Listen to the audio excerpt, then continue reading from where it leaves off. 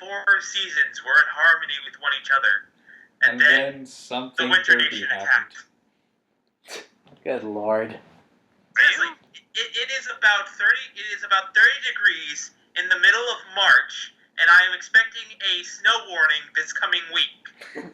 Weird. It's 80 degrees here. Well, it's almost always 80 degrees where you guys live. No, sometimes it gets 30 hotter. degrees is nothing. Akari, I'm not complaining about the degree. I'm complaining about the time in which the degree is occurring. Yeah, it's kind of bullshit. It's like if you got 50-degree weather in December where you live. That's crazy, am I right? Not really. 50 degrees where you live? Well, right. I think only the warmest it got in December mostly is usually around the same temperature as your place.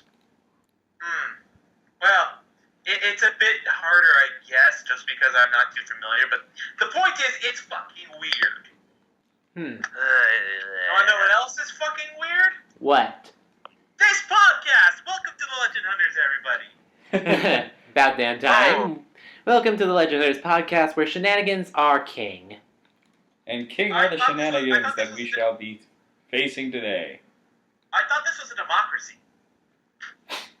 Democracy? Democracy? This is anarchy. Ooh, yep. Yeah, that makes sense. Anyway, so, how's everyone been doing? I'm free for a week. I'm alive! I got one more week of freedom.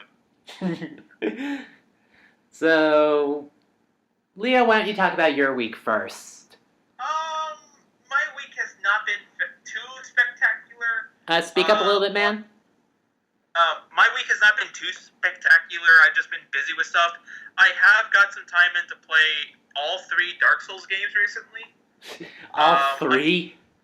Yeah, I played 1, 2, and 3, but mostly 1 because my roommate keeps hogging the PS4, which is rightfully his. So, I just haven't been around to playing 2 and 3 as much as I should. But I've been very familiar with Dark Souls 1 now. Nice. I'm very tempted to get it on Steam, just because I hear that there's a bigger community on it. Oh god, no. Apparently they fixed a lot of the bugs. I do not trust PC ports. Even if they patch them up, I don't trust them. Well, it's not that FromSoft patched it, it's that the fans patched it. Yeah. Which is always the case, as anyone who's played a Bethesda game on PC knows. And this is why I'm more of a console gamer. Well, the ports also have mods that let you do more things than you don't have on other games. So there's trade-offs to both. Aside from that, I haven't been doing much. It's just more of like been planning what I'm going to do with this coming week, since it is spring break for me. So I'm going to go ahead and take a couple of days off, relax, try and act alive before I have to go back to work. So, it's been sort of the dregs. Anything particularly interesting aside from just rampant gaming? Can't think of too much, unfortunately, so I'm going to go ahead and pass it over to Akari.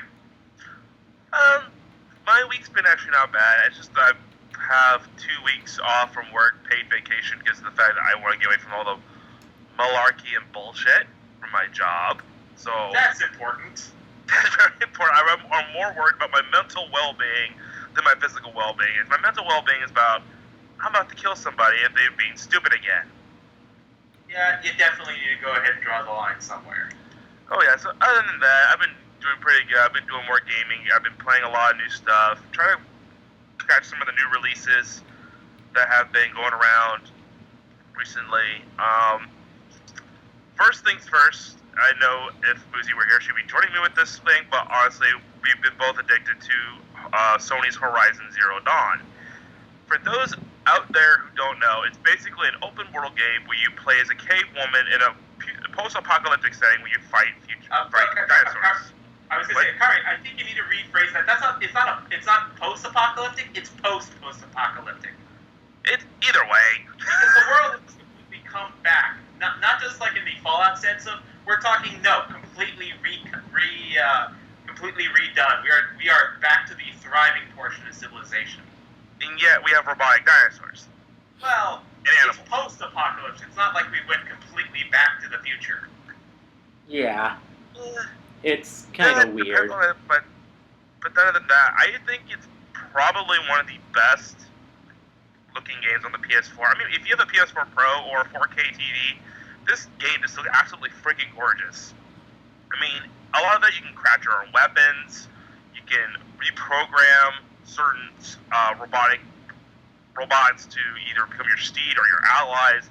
It's just a lot of stuff can go through. I mean, you're primarily fighting with a bow and arrow and a spear here, made from wood and robot parts, basically.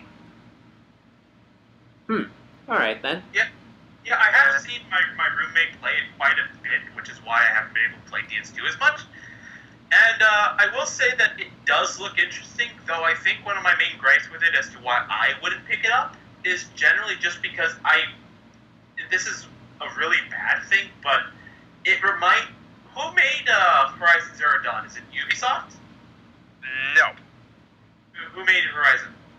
I don't remember, but it's been a while since I looked at the whole game anyway. But more to the point, regardless of whoever made it, it reminds me a lot of Mass Effect, and I had some issues getting into that particular game.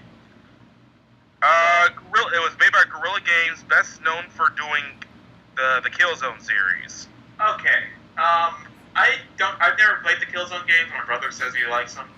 But I do recall that there's a lot of dialogue options, and I don't know if they're story mode or if they're actually, have a point to it. So... It helps you gather information, basically, of what's going on, which helps you on your quests. I see. It's just more of... I also saw some of the interfaces as he went around killing stuff and gathering items, and it seems incredibly busy. It depends if you're getting attacked or not. So yeah, you can instantly just craft arrows on the fly just by hitting L1 and a certain button. That's pretty much it. Alright then. Honestly, I actually find it kind of handy. I mean, if I'm low on fire arrows, I can just hit the button, boom, done. I can just go and basically the best aspect that I think Muzi also me in love about this game is the fact the main character Aloy has a little device on her ear called a focus. Basically, it's from the past time when normal civilization was around, which allows her to see information and also to analyze in the weaknesses of robots, and also you can see the tracks where you can sneak up and stealth kill them. Basically, detective mode. It's kind of a detective mode, yes. Yeah, and I remember seeing it, and I think, you know what, that's nice. I think it's just not my kind of tea. I think it's a little bit too busy for me. But, I mean, it still looks well-crafted as can be. Oh, I think I remember what it was. Because I remember at some point, and it might be featured later, I think it was the plot, later plot points reminded me of Mass Effect, and it immediately turned me off. I think that's what it was. Yeah, I didn't get any Mass Effect vibes from it. The only thing I got was the decision making. That's pretty much it. Well, the decision making too, and I kind of have issues with the Mass Effect series about that. But otherwise, it looks good. But I'm going to stick with the other game when we'll get to that. What else is there on my agenda? Okay, I saw 2 movies recently. The first one on my list was probably the highest rated movie of the years thus far, Get Out. And this is kind of a weird thing because it was done by Jordan Peele, who's best known for Key and Peele.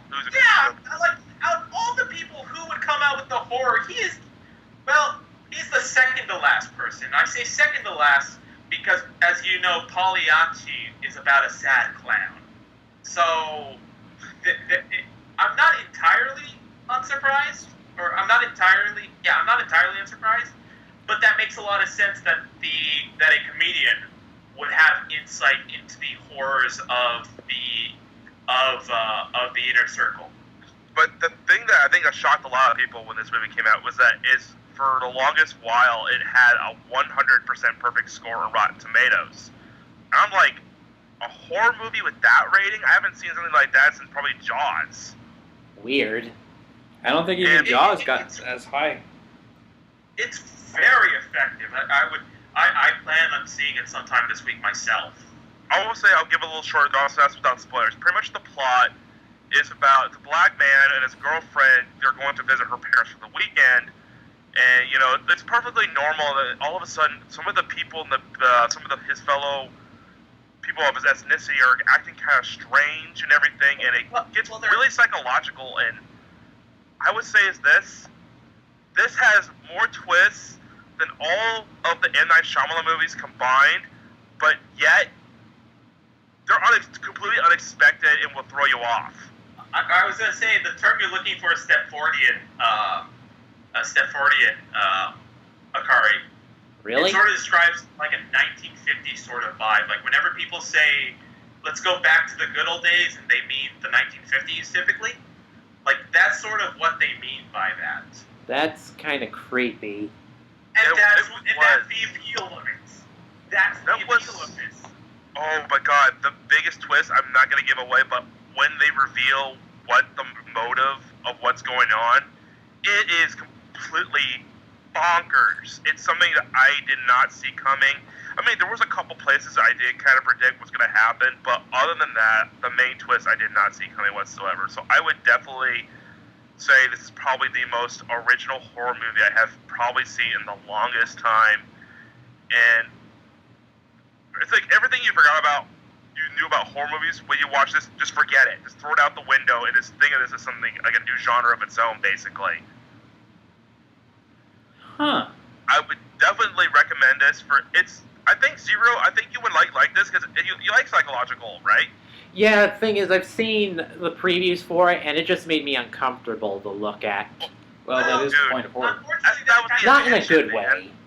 That's kind of the point, but at the same time, I've also heard a lot of reviews that say that it has enough comedy to make it not bother people as much. Yes, it's a horror comedy. Yeah, which is, I was immediately like, what kind of thing is that? And then, like, they explained it to me without giving away too many details, and I'm like, you know what, that kind of makes sense. It does make a lot of sense, but... And, let's see, the other one I saw recently, I will say this. So, a must-see, Akari. You must see this movie. This is a must-see. I really say, it's like I said, it's the most original horror film I've seen in a long time. I definitely recommend it. It's well-acted, well-paced, it's got really good atmosphere to it, so, yes. Now, the next movie on the list is where I saw it with my mother, because this is probably one of the best send-offs for any actor I've ever seen, and that is Fox Marvel's Logan. Really? I think Fox Marvel has finally found their equivalent to The Dark Knight. This is not... What's up? No, I'm agreeing with you. Basically, this is, for a lot of fans who know, this is the final movie of Hugh Jackman as the particular Wolverine character, and also as Patrick Stewart as Professor X. Basically, it's another futuristic movie where pretty much a lot of mutants are no longer alive, and Logan's out in hiding, but basically he runs into a little girl who's basically like him, claws and attitude and all, and so he has to protect her from the pretty much the same company that did what adamantium to him, basically. That's pretty much. And I will say is this: it's kind of weird. We started out with X-Men Origins, which I will say flat out sucks. There was one good thing about X-Men Origins, but I'll defend that in a little moment. And then we went to the Wolverine, which actually to me was not a bad movie, because I love the fact that it was set in Japan, and I'm a big fan of movies in Japanese settings. And then we go up to this, it feels very dark and gritty. It feels really realistic, and I swear, this is Hugh Jackman to me at his best, at his finest. It's great to send him off, and not only that, it's also a great introduction for Laura, the little girl, into the X-Men franchise. And I hope to see a movie with her. And also, a little, for those out there, for a little bit lighthearted, right before the movie, there was a little short film with everyone's favorite Merc with the mouth. Yeah, they did the what was it, the Deadpool 2 trailer? It's a little bit teaser, which is confirmed. It's not part of the movie. It's a little short film of its own, basically kind of parodying like Superman and all that. And it's overall hilarious. Not only it's in the theater, but also Ryan Reynolds has posted it on his YouTube channel. And there's some stuff in there, but I find the most hilarious is where Stanley comments on his suit, and he goes, "Save it, Stanley!" And then he goes, with the Superman theme running, and then of course it's. I can't describe this whole thing without spoiling it. It's just too funny to watch. So yeah, overall, I would say hands down, Logan is probably the best. Not only just the best Wolverine movie, but I will say this: it is the best X-Men movie I have ever seen. I will say because thanks to Deadpool pushing the R rating and also giving the option for future superhero movies. With that kind of option. Honestly, I would like to see a rated R Batman movie. Something I wanted to say as well, Akari. One good thing about, what was it, X-Men Origins Wolverine? Yes. That's the one where Ryan Reynolds was first cast to play the part of Deadpool. Isn't it? Yeah. I know, it was bad, but it did one good thing. It got Ryan Reynolds into the role. Well, the thing is, he's been wanting to do the role since he started acting. That's the one role he's been wanting to do, but they kind of fucked that up. Yes, they fucked it up in that movie, but it also inspired Ryan Reynolds to make it better. And so we got the Deadpool movie. Yes. So that's one good thing. Yeah, I suppose, but in that, of course, to quote Nostalgia Critic, yeah, but he was still badass. Yeah, but Hugh Jackman was still badass in it. Well, Hugh Jackman's kind of badass in general, so argument He's always invalid. badass. It's just the fact that we're all used to him being like, rah, charging, and yet in Logan he's more beat up. He's an alcoholic. He's just broken. It's just like another side we're just not used to seeing. And I will say this before I pass it on: this movie gave me a major case of the feels that I have not felt in an X-Men movie probably since X-Men 3. Well, that's interesting. Well, if you can guess what scene in X-Men 3 gave me the major case of the feels, then you're good. Let's go to Legend. How was your week? how was my week? So, the final lead up to spring break. Oh, God.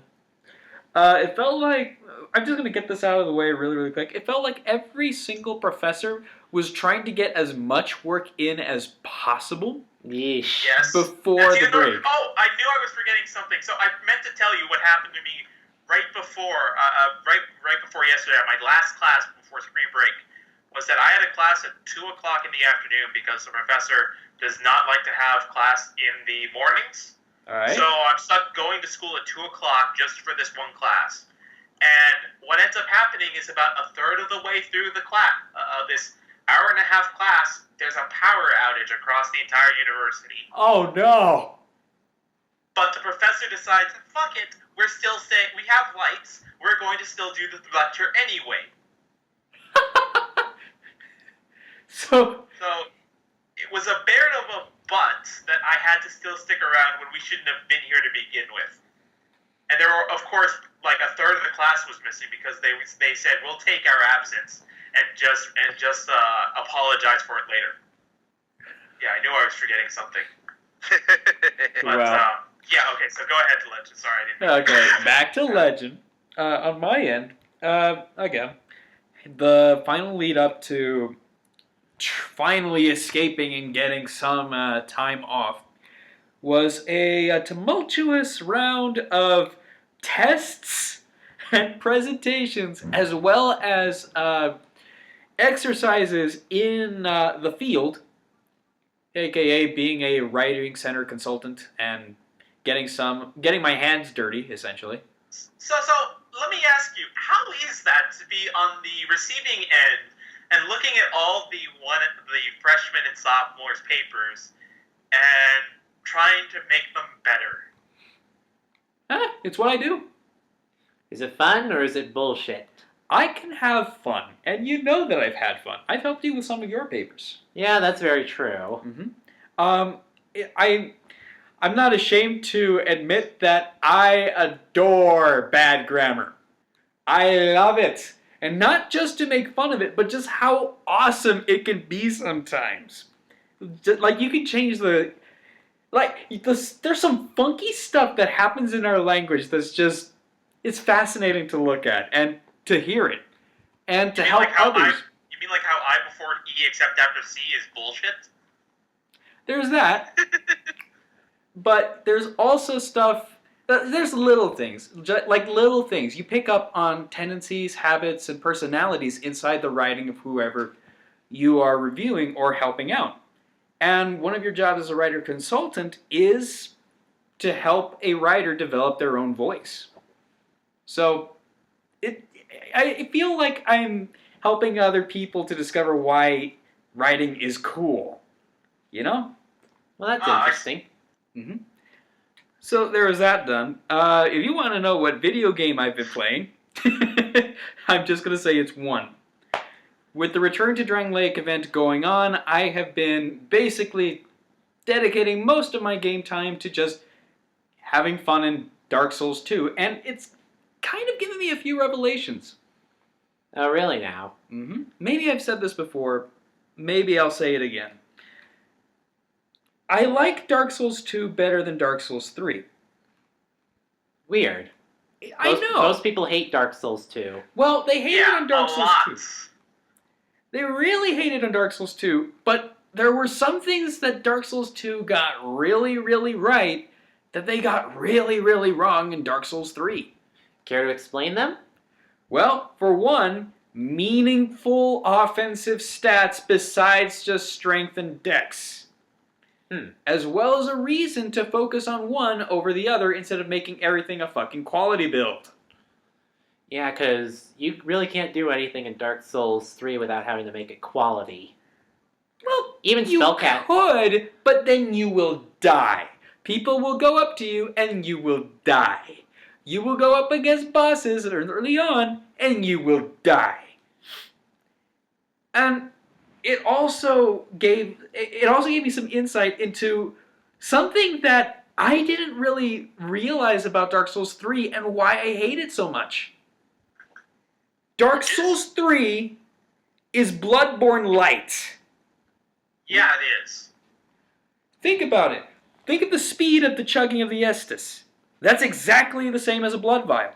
Think of the fact that shields are pretty much pointless or dangerous to use. Not that they're pointless, it's just that they are not as OP as they were in 1 and 2.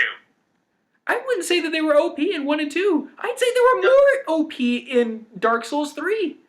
They either suck or are stupidly overpowered. Okay, the only reason that shields are not good anymore is because now you can get punished if your stamina gets drained a lot more easily than you could otherwise. There is that. And there's another thing too, and that is stamina management actually meant something back in the day. Good lord, you can roll for days in Dark Souls 3. Weird, I always felt like I was out of stamina in that game. Same here. I don't know. In Dark Souls 2, every single action you took actually took a significant portion of the stamina bar, and unless you had the Chloranthy ring, and even with it, it would not recover quickly. Yeah. So you had to be smart about when to use your attacks. And it would also make PvP an interesting duel situation. And that's another thing. PvP at Dark Souls 2 is awesome. What the hell? I've been running into every single build under the rainbow. Because everyone can use whatever the fuck they want. You can put together all kinds of crazy bullshit. Do you want to be the guy who runs out and smacks someone in the face with an enchanted spoon? You can do that. On the note of the enchanted spoon, one of the few reasons I do like DS2 is the weapon amount, the weapon diversity. Oh, bless the weapon They added diversity. so many first off, aside from the fact that I think even with the advent of lances, which gave spears their own essential great archetype, it really opened up quite a few options. You have the power stancing, which basically gives you if you have enough stats to essentially dual wield a weapon, two weapons even better. You have a unique moveset there. Yes, that's another thing. You have the twin blades, who are severely broken in that game. They're not severely broken so far as I see it. They do suffer from parry opportunities as well as the fact that they chip really, really quickly. Unless you're using the Red Rust variant, Even which then. is OP as knobs. Though, again, I agree that the damage output is OP as knobs, but I will also say that that has also made it a very popular weapon, and a lot of people have figured out how to parry it. And I have managed to start parrying, which is pretty cool too. You could parry with any fucking weapon. I was about to say that was one of my few complaints when I liked DS2 when it came out, was that you could not parry for shit initially in that game because they changed it from being a parry then hit to a parry, wait for them to come down, and then you have to hit them. It was really weird that first time they made that change. Though, after giving it more consideration, I find it to be a really fun addition. Because if you're skilled enough, you can actually pull off the burrito combo, which is set up some kind of spell or chip damage using pyromancy or whatever, and then proceed to take the riposte while stacking up all the damage on a single combination hit. And of course, switch to a dagger so that way you do massive critical damage to the weak points. Oh, yes. So, there was that. And there are also unique mind games. The fact that you could cancel out of spellcasting animations with a backstep. Backsteps having iframe so you can hop back like a motherfucker. God! There was so much cool stuff going on in DS2. Okay. So I think you made your case that B-Team didn't completely fuck up, contrary to what the internet believes. Oh, God. Well, I don't think so. I think what they were focusing on wasn't necessarily the story, which I will admit, not as strong as the others. Oh, incredibly weak compared to the others. Yes. It wasn't a focus so much on the elements of the Dark Souls 1 that we knew. It was an easier game, but there was one thing that they were focusing on more, and I'm glad that they did, and that was that PvP element. Which, I'll also say again, if I haven't said it before, way better than Dark Souls 3! I did get into a little friendly argument with someone about the DS2 that he felt that was the only good Dark Souls game that he played. He didn't like the other three. I wouldn't say only, mainly because then the issue is that he doesn't know how to play Dark Souls 1, and he doesn't know how to play Dark Souls 1 because in terms of it is less accessible compared to any of the other games, barring demons. But I think it really holds up, and it's part of the reason why it's considered such a landmark game. Well, the thing is, he felt that one was too broken. Dark Souls 2? Too broken? No, Dark Souls 1. Dark Souls Dark 1 Souls was too broken. And he felt that Dark Souls 3 was relying too much on the nostalgia of the first game. There was some nostalgia, but it wasn't as blatant as 2 would lead you to believe. 2 is much worse on the nostalgia factor. Yeah, there's And a lot plus, of stuff in he two. didn't like Bloodborne either. I will And defend... Bloodborne, I will at least say that if you wanted slow combat, which is what Demons in Dark was, Bloodborne is completely the opposite of that, and you're gonna have a bad time. Oh, yeah. I As will I found applaud out when I Bloodborne was for playing doing things fast. Bloodborne during some of the more crucial moments. See the gas coin fight. Hey. Yeah. I applaud Why you Bloodborne eating me, for its Daddy? speed. Yeah. Oh, sweet Jesus. But I don't applaud Dark Souls 3 for trying to be Bloodborne. Yeah, DS3 is basically a DS1 Bloodborne hybrid, and I don't think it works very well in my opinion. Though I don't mind it as much. I think that there are some flaws with it, but I think that with a much better story and with some returns to links that make the story better, I think it can be overlooked. I personally adored Dark Souls 3, particularly when they made some, like for example, we finally found out the mystery of the Nameless King, which was fantastic. I People have did been like that. clamoring over that for years. I do like that. I do like the bosses. I will never say that the bosses of Dark Souls 3 didn't have me going, oh man, the Abyss Watcher's awesome. As much as I hate him, the Ulrich fight, also kind of awesome in its own way. Yeah. And It's just the Wyvern fight kind of sucked. oh, there were a The few Wyvern fights that fight sucked for is- sure. It sucks from what it could have been. I think that they could have made the Wyvern fight better without editing too much, and I think it would have been okay, but they fucked it up and made it a one-off, and that's where they messed up. What If about I the were Yorm doing fight? it- If I were doing it, I would have you run through the I would have you run through the path one time, and jump stomp on the dragon, and that's your first third of the bar. Then the second round, then the dragon starts firing at you, and you have to do time dodge and make sure you don't get hit. And the third time, the dragon gets really pissed off, sends the minions after you, and then it becomes a mad dash to stomp on its head one more time. So you just wanted it to be a multi-stage fight. A multi-stage fight that Like all the other progressively fights in got the game. harder. That progressively got harder and made the dragon more of a set piece than he was just a background element. So we're talking about the Nameless King fight, correct? Well, No, Ancient Dragon fight. Ancient Weaver. Oh, the Ancient Weaver fight. Yeah, that's not a boss. That's a set piece. Yeah, but no, like, play it up then if you're going to make it a set piece. Make it more grandiose.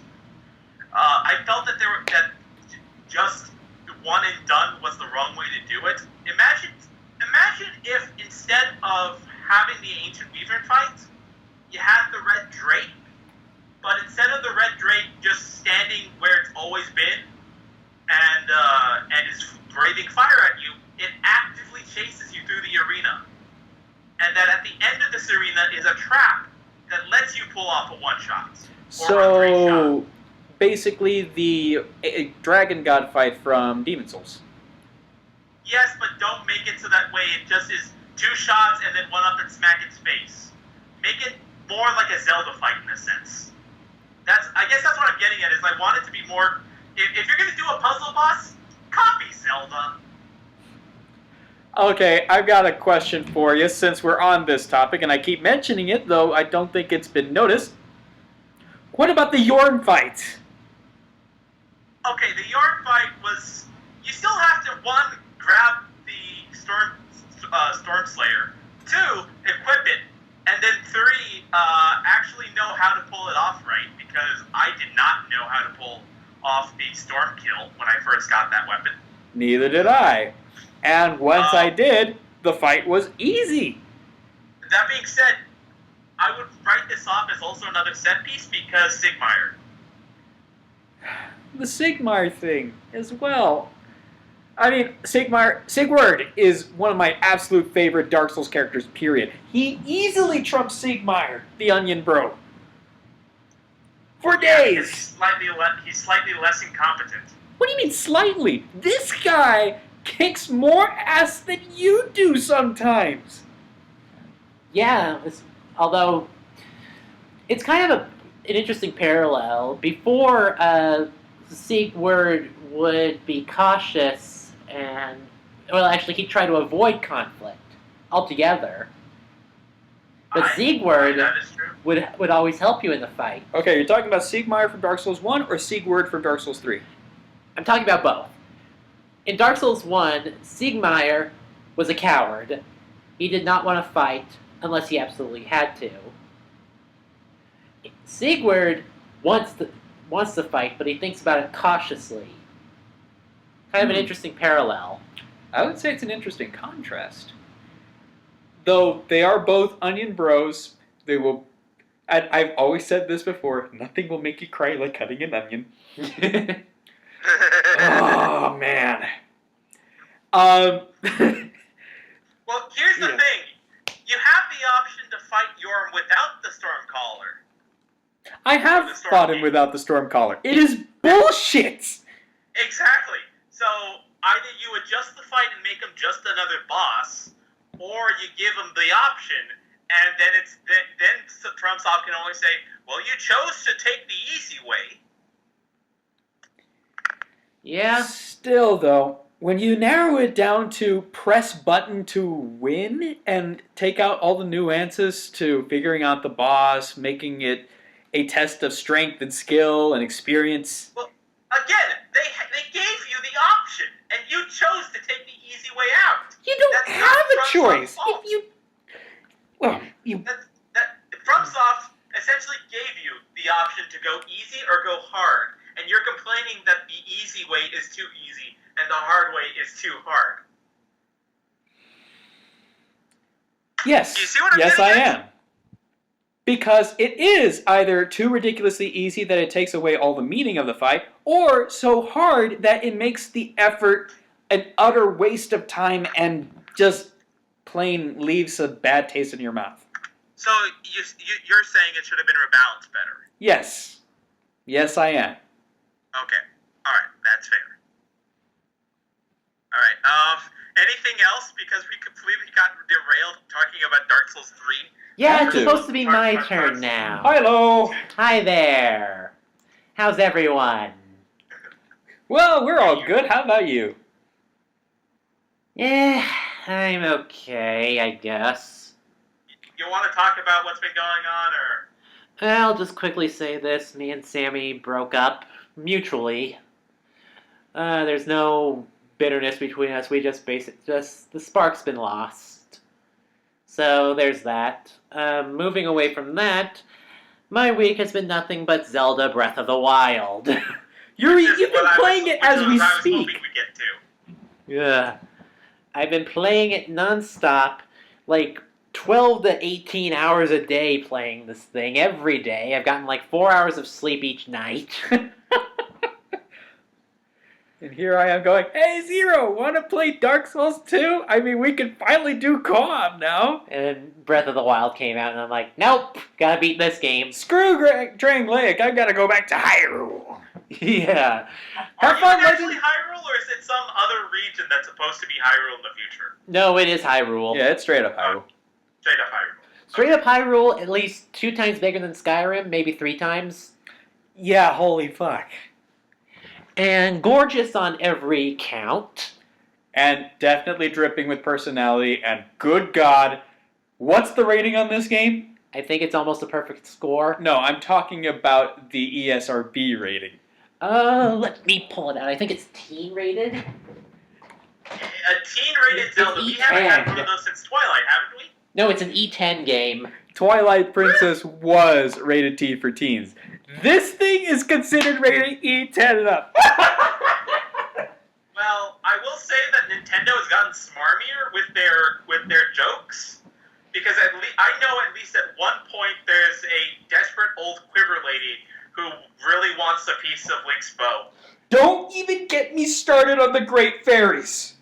Yeah.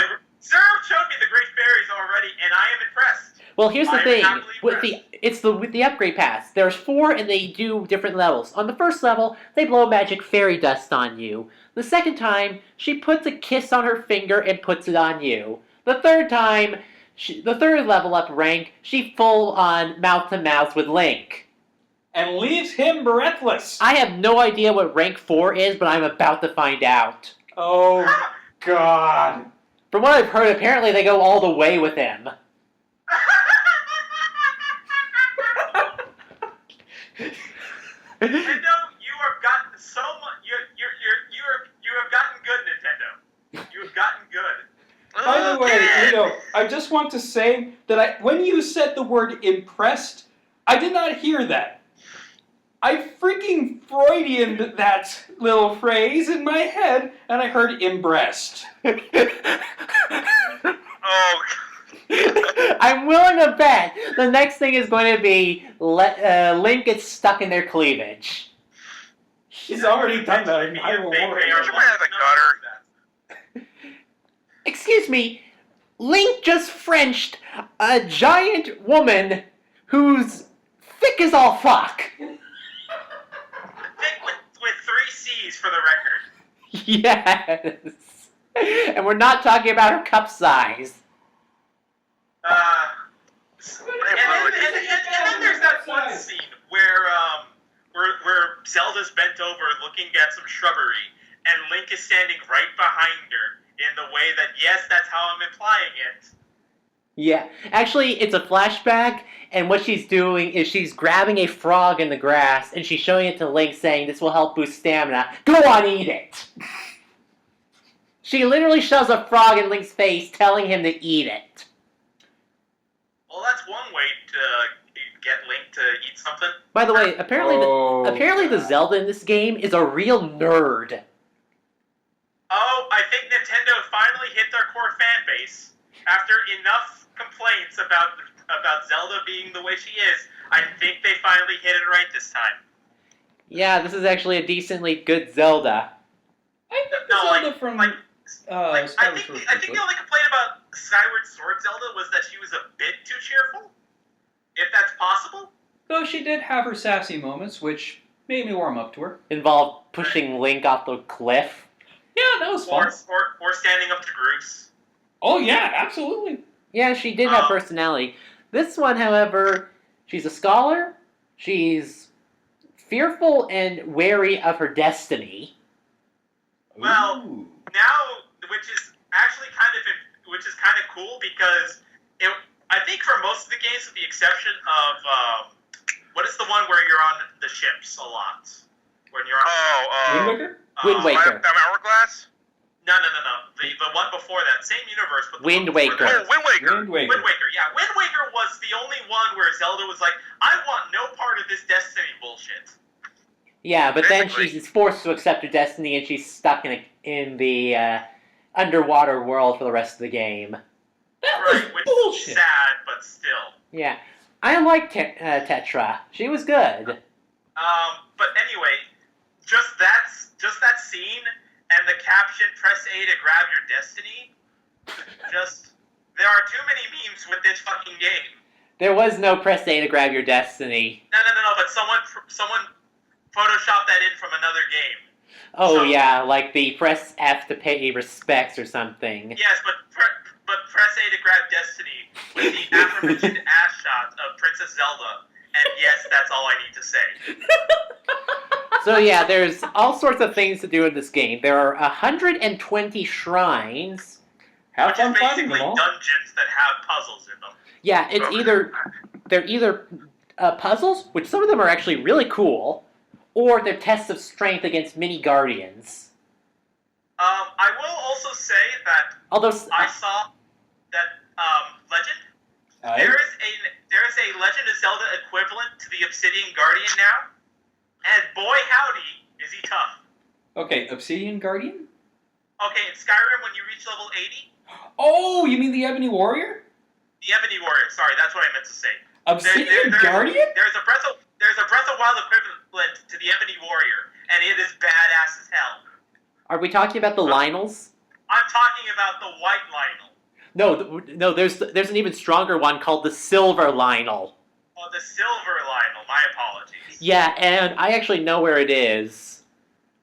In a little coliseum. Well, don't tell us where that is. One of the fun things about the game, and what everyone is trying to avoid, is spoiling anything about the map. Because the whole point of this game is to explore it for yourself. Okay, Yes. I don't know where it is, but I will say this about the Lionels. Sir, you said that the Lionels have appeared in a game before, correct? They haven't appeared since the original Zelda, On the NES. Zelda 2, and the Oracle games. And these Lionels? Boy howdy. Part horse, part lion, fused like centaur. Yep. Can fire And- arrows, can hit you with a giant sword, will charge at you, will breathe fire on you. Oh, by the way, the arrows are elementally charged. So, think and about the best part is that they get incrementally stronger to the point that 2 axe swings will take out your health. Oh, a silver Lionel will pretty much one-shot you. With max hearts. Oh, shit! Yeah, Oh, unless yeah. your armor is They damn are not good. fucking around. Yeah, unless your armor is damn good, and you just suddenly waltz up on a Lionel, you're dead. You're fucking dead. And that's one of the other things that I've heard about this game that's fantastic. It doesn't Balls fuck around. I'm just going to say this. It's Dark Souls level of hard. Harder. This is... Wait. So are we looking at the first true open-world Dark Souls type game since Dark Souls 1?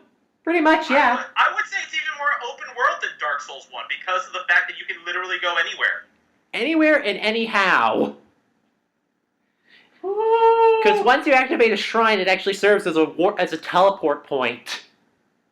Something tells me I'm gonna have too much fun when I get this on the Wii U. Something tells me you're going to lose the rest of your life when you get this on the whatever I'm probably system gonna you're lose the rest of playing my on. life on it.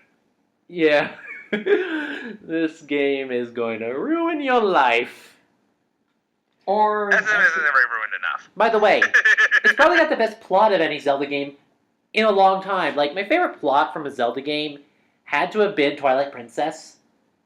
I like For the longest it time. For the longest time, too. Plot-wise, my favorite Zelda game is Twilight Princess. Hands down, plot-wise. Second place, Majora's Mask. Okay. If only because I kind of like Midna a little more than I like Tattle.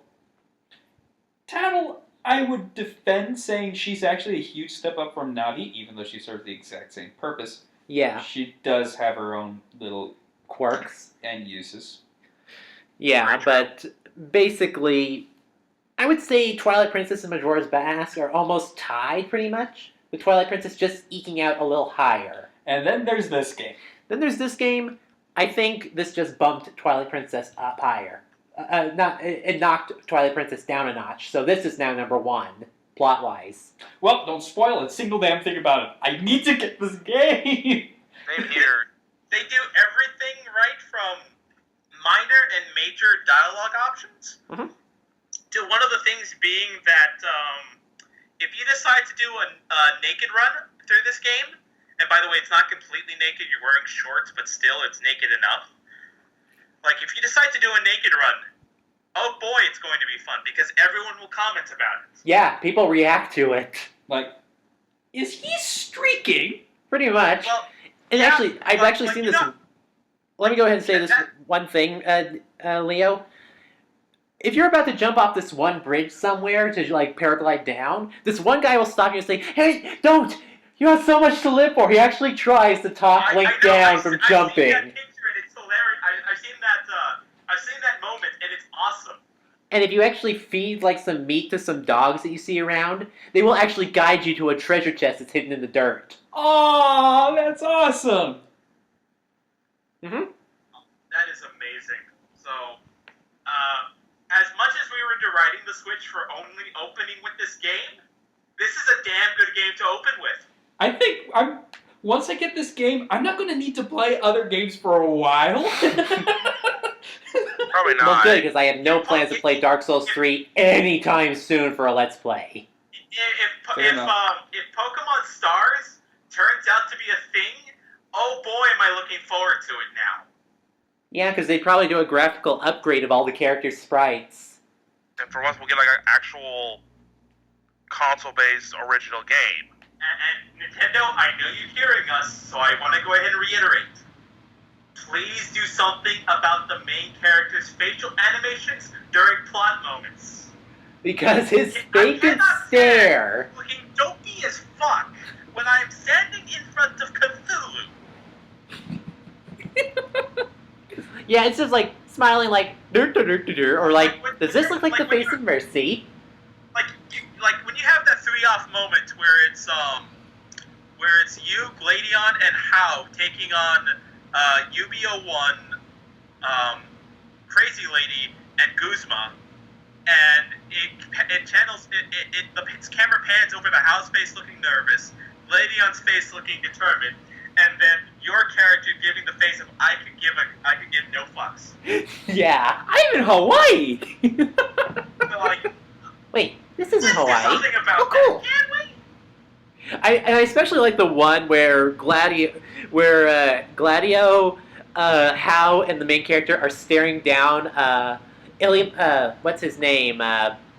The one of the guys from the Aether Foundation, the green suit outfitted guy.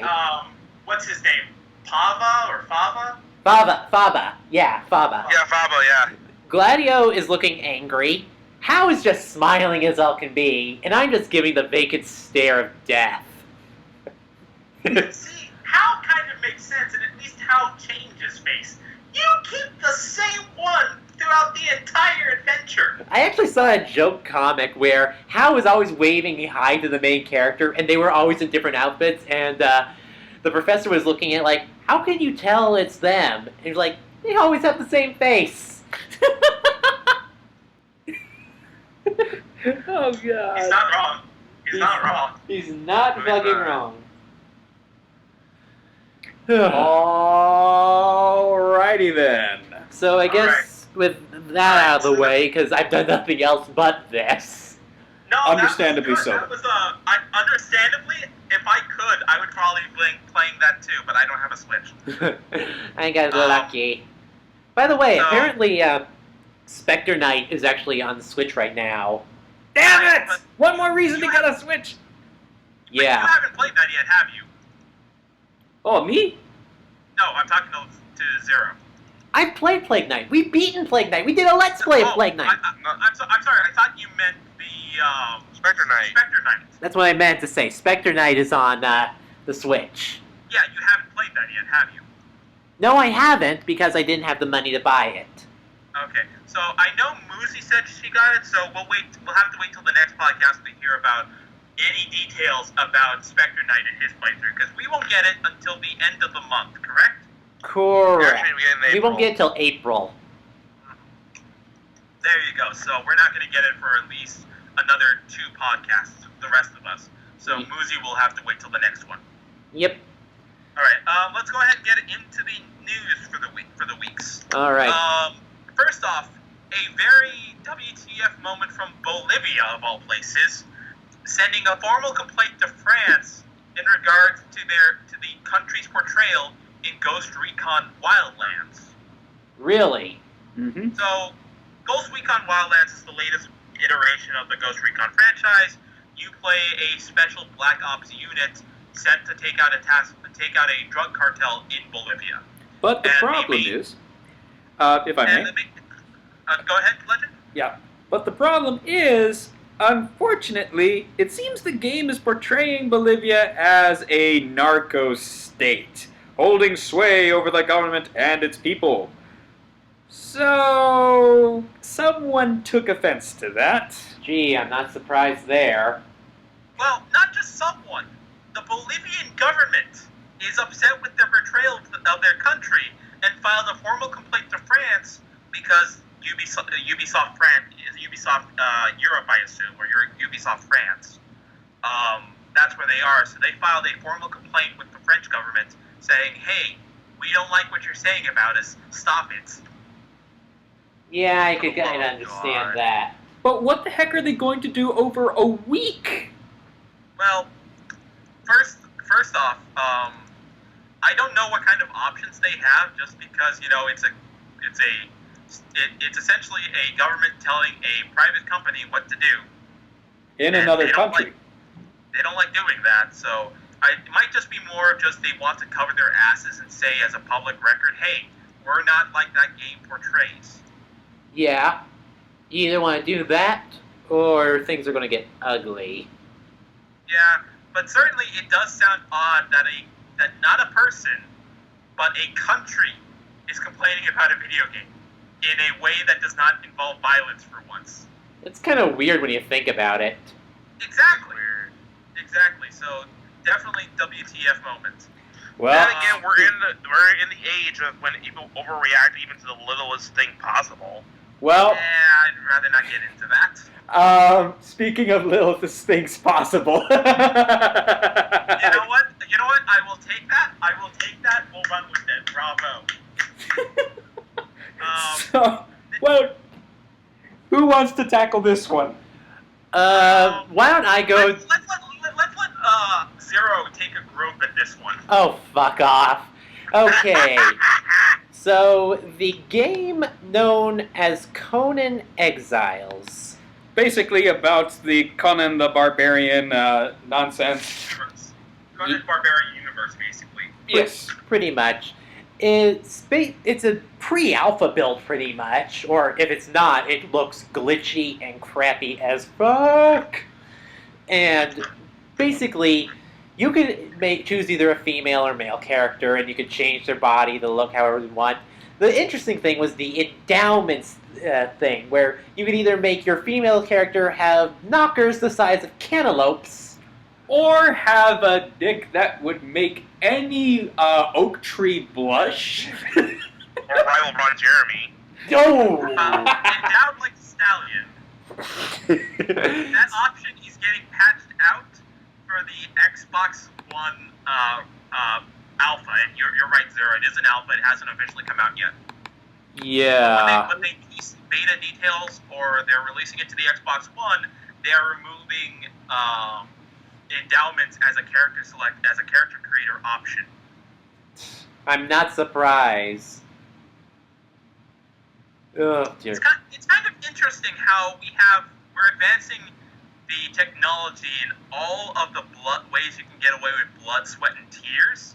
But the moment it comes down to anatomy, everyone gets very, very awkwardly silent. Well, I think it's kind of it's a unique thing to America, I suppose. We're kind of used to the violence, and it's part of our media, part of our culture, etc., etc. So we're actually okay with it and showing it.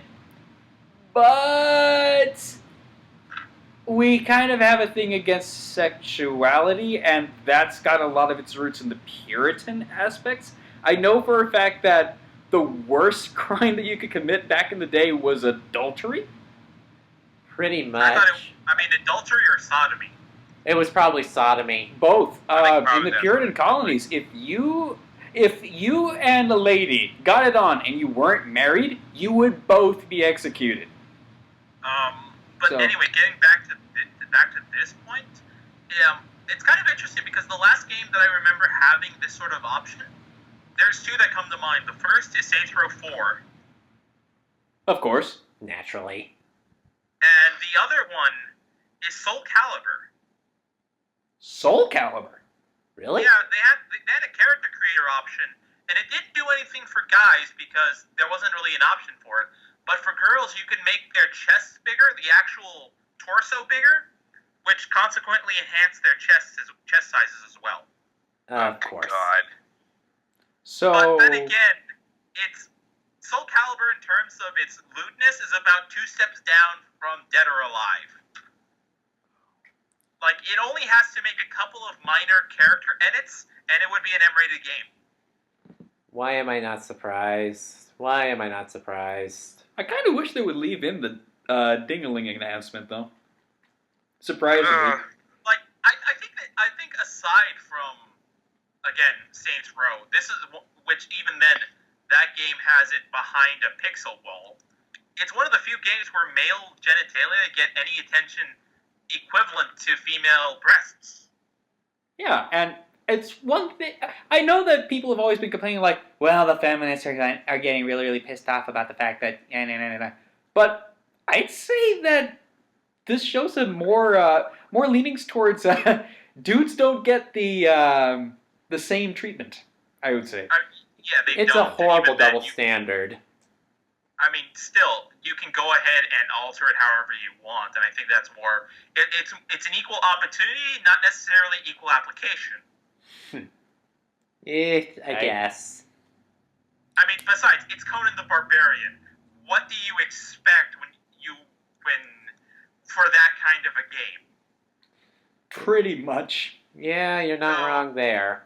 So that takes care of the unusual news. Let's go into Pokemon Go. Oh, Yes. really? What did they announce now? That legendaries are coming soon.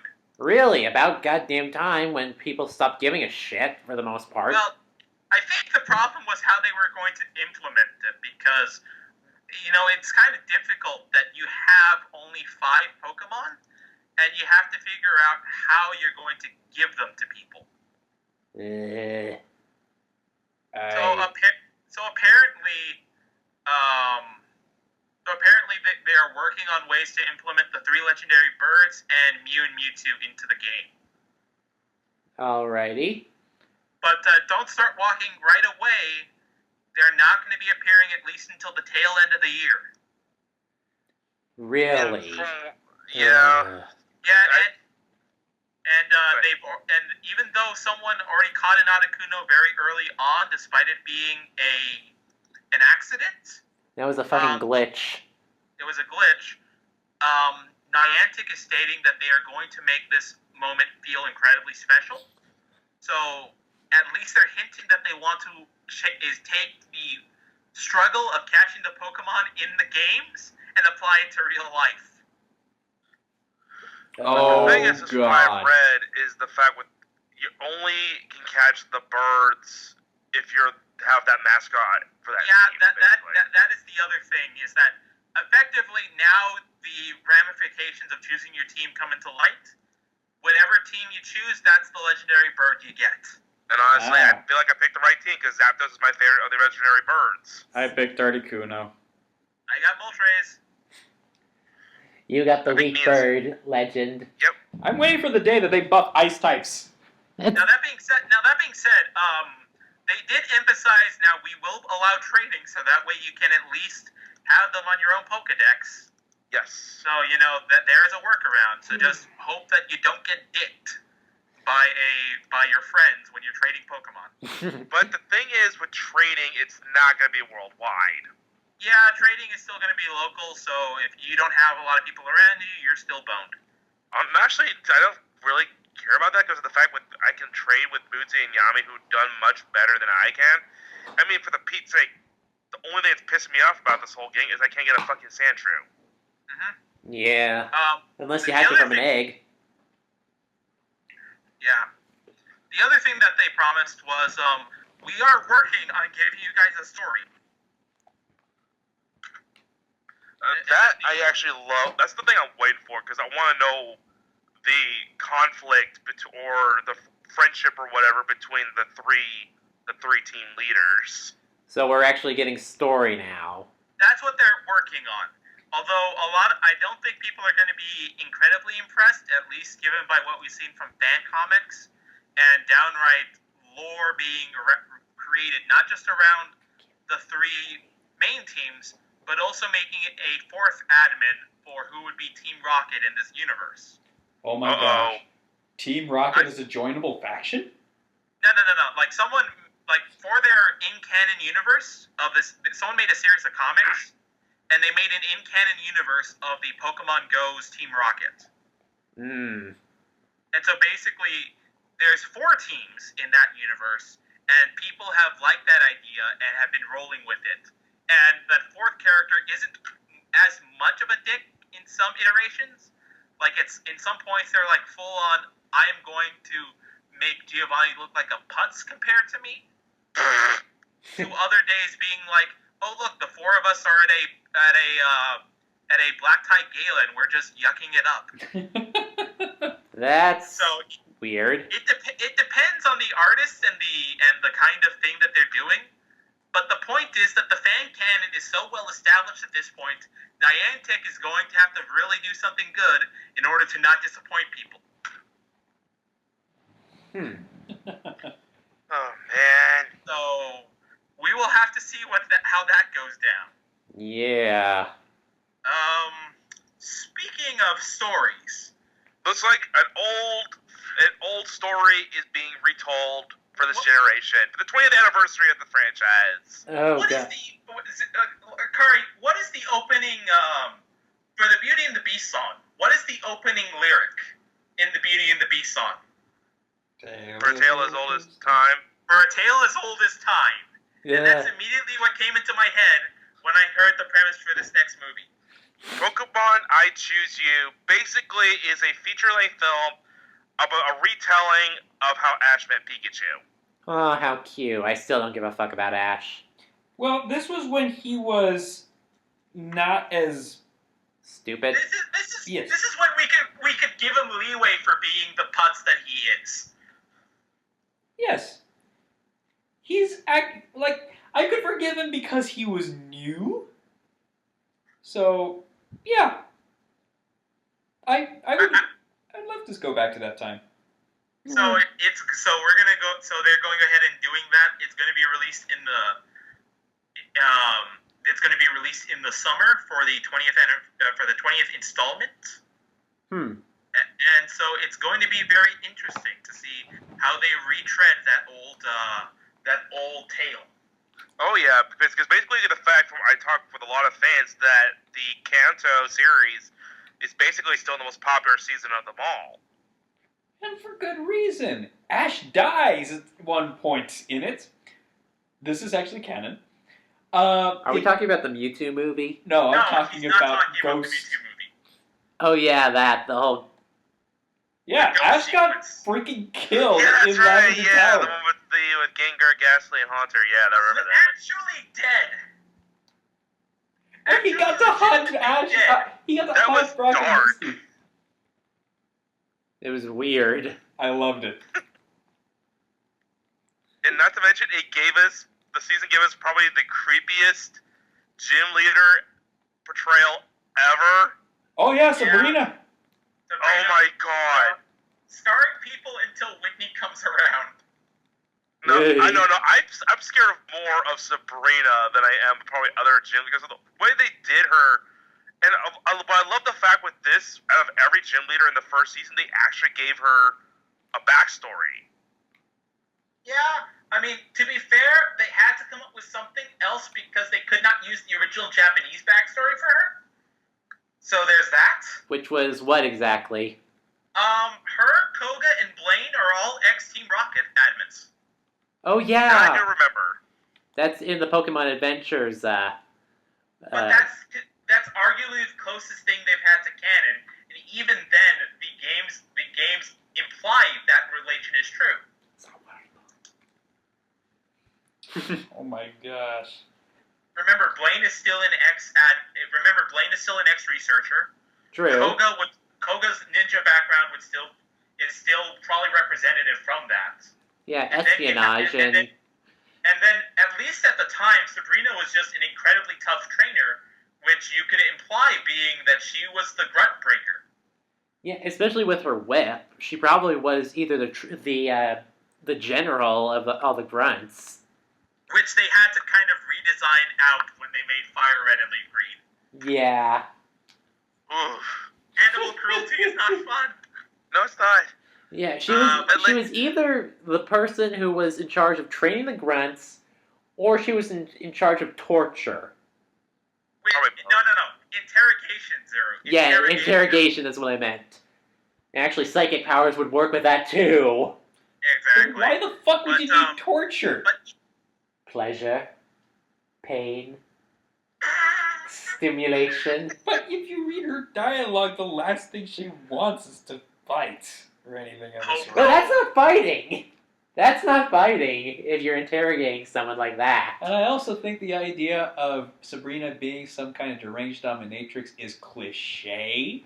Yes, she had a whip, but so did every other freaking pedo with Drowsy. So actually, to be fair, wasn't there a literal trainer archetype that had that? yeah, there was. Remind me, who was that again? It was It those. was It was those animal trainer assholes in Koga's gym. Oh, right, There yeah. were more Yeah. whips in Koga's gym. Damn it! right. Although they were later changed to jugglers in later iterations.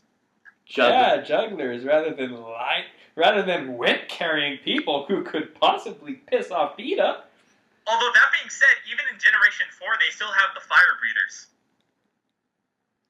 Yeah, that's true. So there's a lot of inconsistency still. It's kind of weird. Oh, it is very weird. So let's go over the Switch. We know that there are some games coming out for it, Breath of the Wild, Treasure Trove for Shovel Knight, but they recently added some eShop games as well to the mix. All right, what's on the list? All right, mostly it's a lot of old generation stuff. Let me bring it up. Oops, that's the wrong link. I know Metal Gear Slug. No, I'm sorry, not Metal Gear. Metal Slug 2 or 3 is on there. I want to say 3. It's 3. 3 is on there. You have Metal Slug 3, NAM 1975, King of Fighters 98, Waku Waku 7, World Heroes Perfect, and Shock Troopers. Basically a giant collection of Neo Geo games. Interesting. They I'll also definitely be getting that. they're also saying that there's a new Switch game called Voez that basically follows a bunch of high schoolers through rhythm-based shenanigans. Oh God. There's something that I would like to ask. All right, shoot. I've heard some rumors filtering around here and there that there might, quote, might be some chance of GameCube games being ported. Yeah, that was last week, Legend. That was last we week. We covered that they were including that the designs for the boxes, or I'm sorry, for the triggers, were pressure sensitive. Right. We did cover that. So yeah. So did I that is ask certain, which games that is we a want to theory see? that people are Yeah, thinking you did. is more likely to be true now. Okay. Well, that is a gladdening thing to hear. Yes. Very, very much so. Yes. So that's what we have so far. There's also Blaster Master Zero. Oh my God, that takes me back. Yes, it does. I've Oh my never played it, God. but I've heard it's like really good from back. It's in like the day. one of the original NES games I played at my aunt's house. Oh my God, I remember. Well, that it's game so basically much. a reimagining of the first game. Oh, I might actually get that. All right. The next thing is one that is not yet released, but is coming soon, which is the body swap mode for Shovel Knight. Yeah, that's going to be Right. that's going to be released the same day that Spectre of Torment will be released for everyone else. Oh, great. 2 ways to play through the entire game. Yep. So what's been going on is that, and I posted the wrong link in the thing, but I'll repost it right now for you guys. But Yacht Club has gone ahead and refined their details on what exactly is happening with body swap mode. So body swap mode, which was originally called gender swap during the Kickstarter days, is sort of a equalizer to the old argument of why the fuck are there so many dudes in this game? Because, as you know, one of Shovel Knight's inspiration was Mega Man, and so Mega Man often had a lot of male enemies, and it wasn't until Mega Man 9, I think, that they had Splash Woman, a female robot master for Mega Man to fight. Oh God, Queen Knight. So what they've done is that they are going to go ahead and offer a body swap mode to where instead of playing a male Shovel Knight, you play a female Shovel Knight with the female main cast trying to save a male Shield Knight. Huh. So, and basically, I remember in one of the earlier entries for this was done as the concept came about for one of the developers' daughters, so that way she could be the main hero.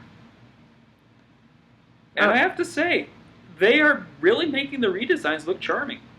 Yeah, they also said that there was some inspiration from the Adventure Time body swap with Fiona and Cake, as well as Miss Pac-Man, and they basically want to say, you know, we're not sexualizing, we're not making too many alterations. We're just switching it so that way people can play as who they want and that they can identify with the characters better. I gotta say, I love the Plague Knight redesign. It's a witch. So they have Queen Knight, and they show off the designs for what compared to King Knight and how they look. Okay. Mole Knight has the most luxurious mane of flame. Good God.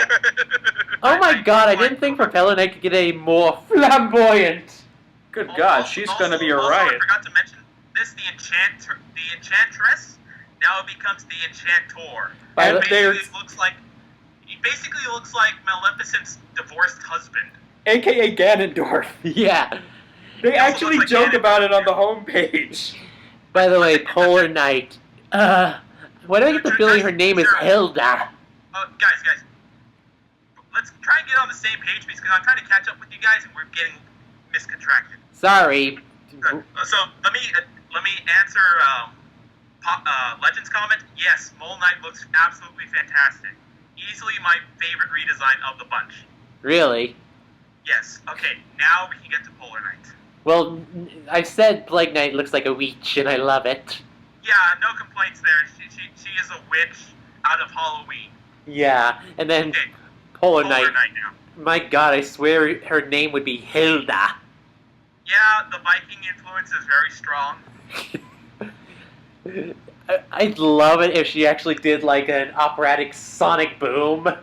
Oh God. So Propeller Knight also got a redesign too. Yeah. Again. I'm wondering how although the thing about Propeller Knight was that he was such a dandy when you talked with him. So I wonder what the dialogue is going to be when you switch to the female version. Oh God. I'm sorry. I just saw the rough sketch for the Baz gender bent. Oh yeah. Actually, what's been funny, they also body swapped most of the main cast too. So a lot of the fan characters that got in get body swap versions as well. Oh, And they all look awesome. instead of Mr. Hat, it's Mrs. Hat. She's married? Hat or Miss Hat. Miss. We'll find out if it's either Miss Hat or Mrs. Hat. Yeah, we'll need and what would be Chester, because Chester got a body swap too. What would be Chester's Chelsea. Chelsea? I think so. Oh gosh, the Mona Bulls looks. got a body swap. The Magiteer and the Gastronomer also got body swaps. Hold on. Oh, why does Mona's gender bent form kind of remind me of a character I designed once? Because both of you are dark on the inside. Seriously, it looks like one of my initial designs for my character from like that comic I tried to make years ago. The one that you tried making in high school. Oh god, yeah. Oh god, he does look like Abel. No, yeah, he does look like Abel. Just minus the wolf ears. That brings me back. Yeah, why don't I give some people some context? So, back in high school, Legend, me, and kind of Leah were all trying to make our own stories. No, you were making your story, like we were making our stories, but you were the one who actually had a lot of like plot design documents for it, and you were making it more of an anime style character, no? Yeah, grimdark, edgy, edgelord fantasy, stuff like that. Like imagine Final Fantasy through a bleach filter. Final Fantasy threw a bleach filter with the concept of extra-dimensional gods and dimensions. But So yeah, my main character was a Gary Stew.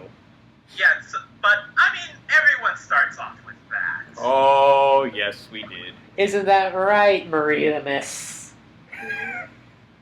All right, let's not go through everyone's backlog.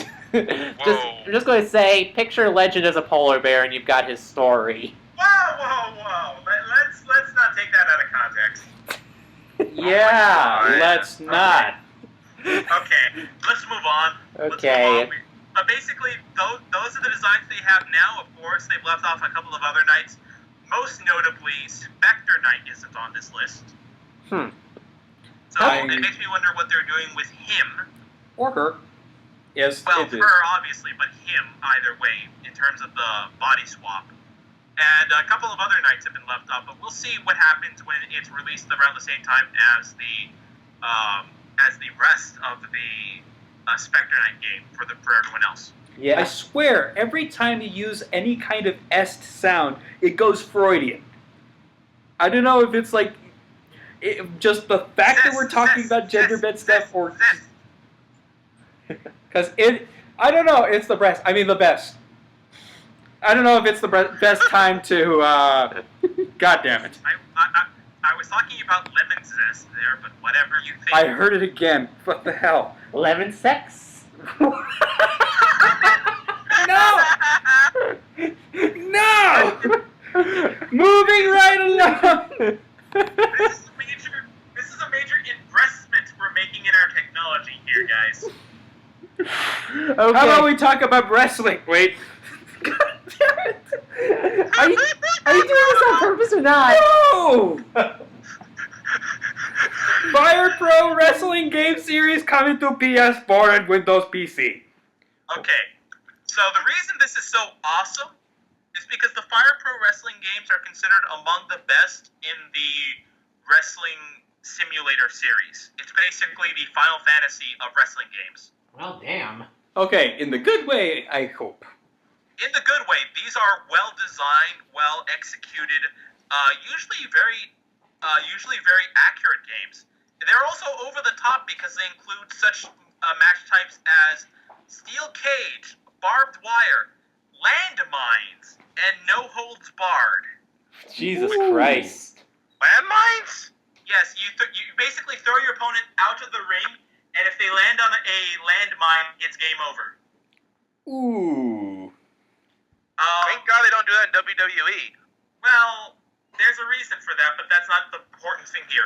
What is important is that they will be offering it early access sometime in second quarter on Steam. All right. So we will be able to go ahead and see what it looks like, but these games have normally been very accurate and very entertaining.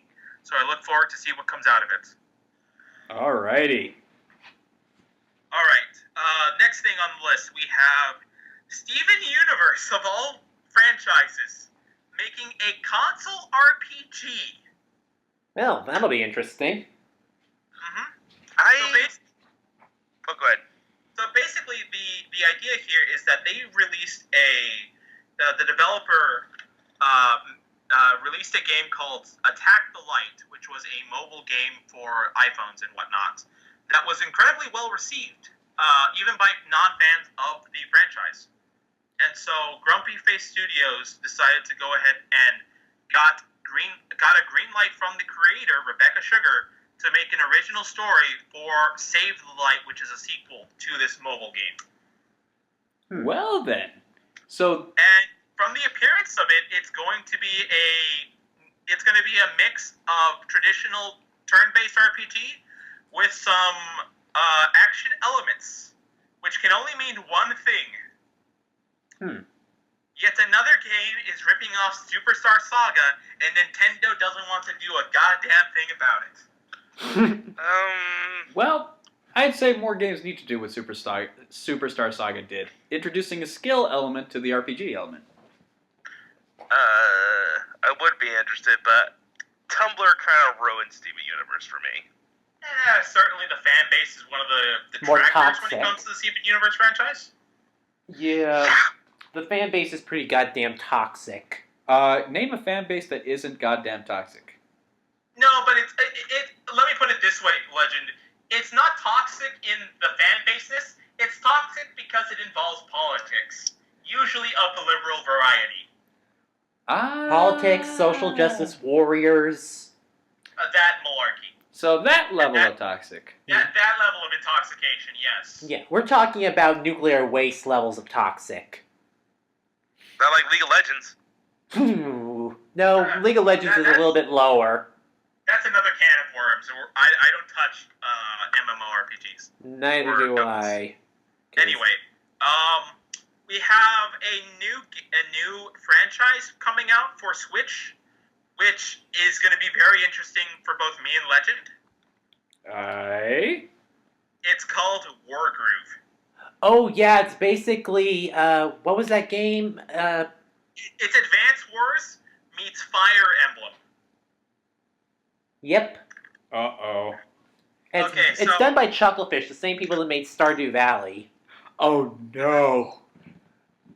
And they're going to go ahead and basically have massive warfare that combines both elements of Fire Emblem and Advance Wars. More so Advance Wars than other games. So basically you have various units that have different health percentages that fight against each other, and you have to go ahead and take out your opponent carefully. It's very much like Fire Emblem, but instead of individual units, you have groups of soldiers as well as your main generals, which now act as signature hero characters, basically. And there's different elements such as time, weather, battlefield creation. It takes a lot of cues from Advance Wars, but it's set in a fantasy setting. So the air units are dragons and airships. The water units are fish and ships.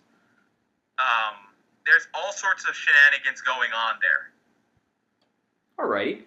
Do they have the permadeath mechanic from Fire Emblem?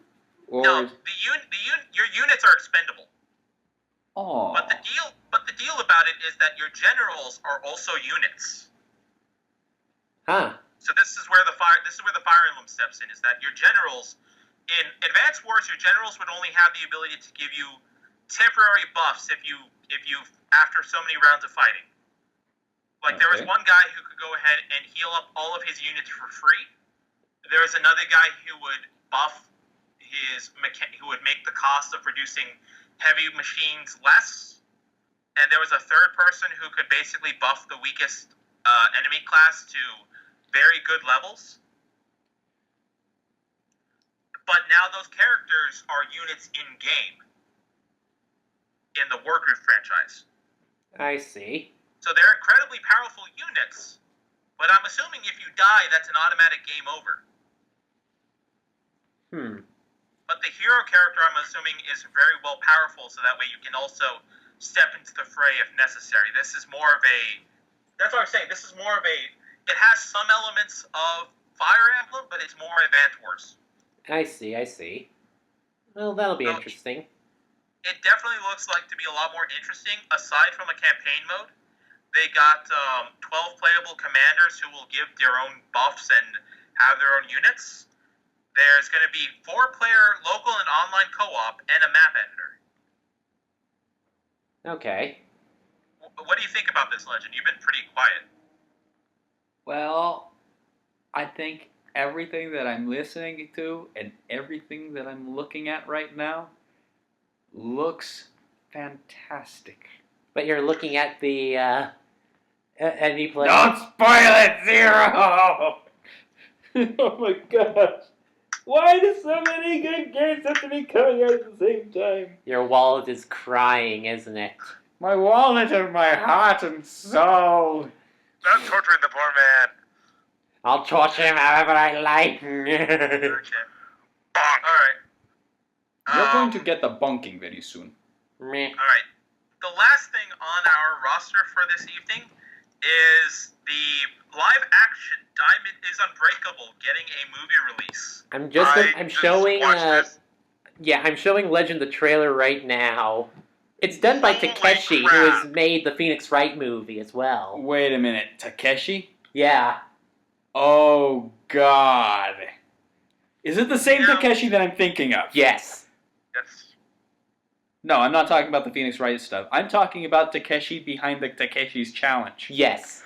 Fucking hell! Yeah. The amazing thing about this is I've actually seen concept art for all the concept people in the outfits. They actually found a way to try to make Jotaro's hat work. Oh my gosh. And I like how Josuke looks. Oh my god. They definitely do a fantastic version of bringing all the characters to life. Although it does seem odd that they start with 4 of all the series they choose to go to. They start with 4. Yeah. Well, maybe it's because it's currently airing alongside the anime. Could be. Yeah, it could be.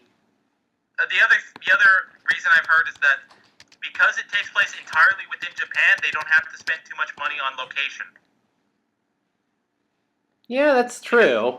Think about it. The first one's in England. The second one is in America through Mexico. And they also do some stuff in Italy. And the third one is everything between Egypt and Japan. Yeah. So, yeah. Yeah, I'm trying to... Also, the subtitle for this is Chapter 1. Which means they intend to make a series of movies out of it, though. I'm going to take a wild guess and say they get up to... I'm assuming they get up to Red Hot Chili Pepper, and that's where the cutoff is. Possibly. That's my guess. I'm not sure, but that's my guess. Well... Got me interested when this movie comes out. Yeah, it's definitely going to be interesting. By the way, I'm looking this guy up. I don't think he's the one behind Takeshi's Challenge, but I will say that he has been known for very violent movies. Is his name Takeshi I know Miike? one of them was Itchy the Killer. Itchy the Killer is the one that in particular apparently was so bad that the audience was giving out barf bags with the film's logo as part of the promotional material when they shipped this out to Toronto in 2001. Good And the thing is, lord. I have seen that movie before. And how is it, Akari? Honestly, it's actually pretty interesting. It's a pretty interesting movie. I mean, the main guy, is seriously fucked up in the head. But there's a reason why he's fucked up in the head, and he's just going out killing, rival gangs and stuff. It's in the way he does it. It's just, it's cringy, but not on the level of another Japanese film, which really freaks me out, which is Audition. Which also, Takeshi Miike has also done. I was gonna say he did that one too. Yep. So this is going to be interesting, and I would like to also emphasize there were no stands in that trailer. That's Well, interesting. they don't want to give too much away, probably. That could be either a big red light or they're just holding out on certain things. They're probably holding out. Yeah, let's hope. Yeah. But yeah. Hopefully it won't be as bad as CGI Ryuk from the Death Note movies. We can only pray that it's not CGI. It's on the level of CGI Ryuk. It's not as bad, I mean. That's what I'm saying. Let's pray that it's not. We're all praying that it's good. Yep. All right. So that's the podcast. Pretty much. What's coming up on the channel, Zero? Well, coming up is more Bloodborne episodes, and I'm just going to go ahead and say this. After Bloodborne, we're not doing a FromSoft game for a long, long, long time. I want to play something a little shorter, a little bit more fun, and something that I can actually edit a bit more easily. Yeah, easily. We're looking into seeing what kind of games we can get into, although, as I understand, we're getting close to finish recording Bloodborne. Yeah, we're about what, halfway done with it? Actually, we just need to fight Murgo, Gearman, and the Moon Presence, and then we've beaten the game. You guys have done DLC already? Yeah, beat the DLC. Holy shit. Okay, Yep. yeah, then I was completely wrong. Yeah, we're almost I want to take on the Shark Man. almost done with that. Alright then. Yeah, so this has been Leo Force. this has been Death This is Zero. Akari. And this is Legend Hunter, signing out with his own Wait, name for once wait. this time. Dang it, can you Akari, you talked over me. Yeah, I was gonna say Zero. Say it again. This is Death Zero. Signing out. Sorry. Bye, guys. Eh. Yeah. You're the best. Damn it, you guys. Best of the breast. Wait, damn it!